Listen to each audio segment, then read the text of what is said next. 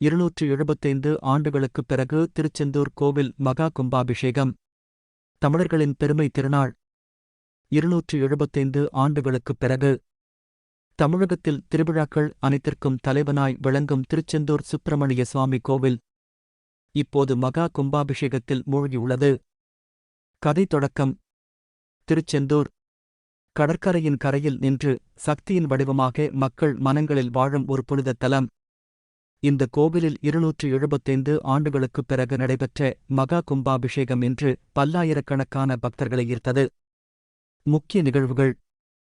மூர்த்திகள், விமானங்கள் மற்றும் ராஜகோபுரங்கள் அனைத்திற்கும் புனித நீர் அபிஷேகம் செய்யப்பட்ட இந்நிகழ்வில் வேதகோஷம், இசைவங்கள் மற்றும் பக்தர்களின் பக்தி முழக்கம் சூழ்ந்தது. பாரம்பரியம் மற்றும் சிறப்பு. சமய மரபுகளும் கலைநடை அரங்கேற்றங்களும் வண்ணமயமான அலங்காரங்களும் இந்நாள் விழாவை மறக்க முடியாத ஒன்றாக மாற்றின. இதில் திருப்பணிகள், அலங்காரங்கள் மற்றும் யாத்திரைகள் அனைத்தும் முறையாக நடத்தப்பட்டது. மக்களின் உணர்வு.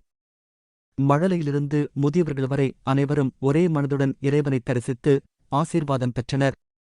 இந்த கும்பாபிஷேகம் நம் கலாச்சாரத்தின் வாழ்வுமுறை என்றும் தெய்வ நம்பிக்கையின் உயர்வாகும். முடிவுரை.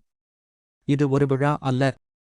இது நம் தமிழ் மரபு, நம் ஆன்மீகம், நம் நம்பிக்கையின் திருப்பெரும் நாளாகும். திருச்செந்தூர் இன்று உலகமெங்கும் உள்ள தமிழர்களின் கண்களில் ஒளியாயினான். ஓம் முருகா.